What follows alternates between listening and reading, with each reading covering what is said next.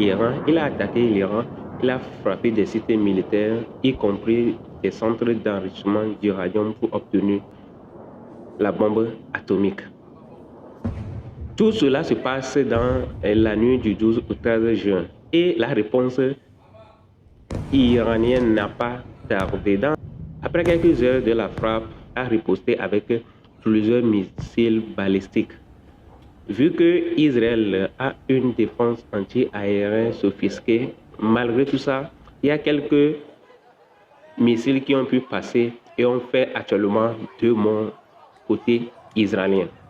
Mais tout ça là, qu'est-ce qui va se passer dans les jours à venir? Parce que quelques heures après les attaques israéliennes, le premier ministre israélien a pris la parole, sensibilise ses concitoyens également, a pris conscience de ce que va se passer dans les jours à venir parce que la guerre qui éclate maintenant entre Israël et Iran peut prendre beaucoup de jours. Cela peut durer. Donc cela veut dire que Israël s'est bien préparé pour attaquer Iran. Alors, après la riposte, il y a beaucoup de pays européens, notamment la France, qui s'est monté au créneau pour dire qu'il sera prêt pour défendre Israël. Actuellement, les attaques continuent.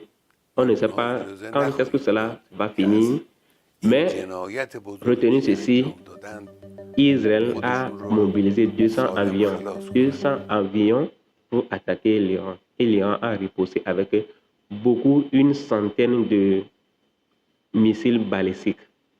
Actualité africaine, actuellement, la tension est toujours tendue au Cameroun.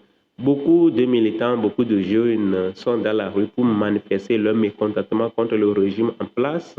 Et en face d'eux, il y a l'armée aussi qui est mobilisée pour recadrer, accompagner les manifestants si ça freine au bien public. Les forces de l'ordre et de sécurité ne vont pas tarder pour les réprimander. Également, au Togo, il y a toujours la tension qui est aussi tendue là-bas entre le pouvoir de Faure Gnassingbé et les opposants d'une part et la jeunesse togolaise de l'autre part. Alors que dans la semaine, les forces politiques ont demandé la démission pure et simple du Faure Gnassingbé, alors que la jeunesse prépare une manifestation pour le 26, 27 et 28 de ce mois. Nous attendons de voir ce qui va se passer dans les jours à venir.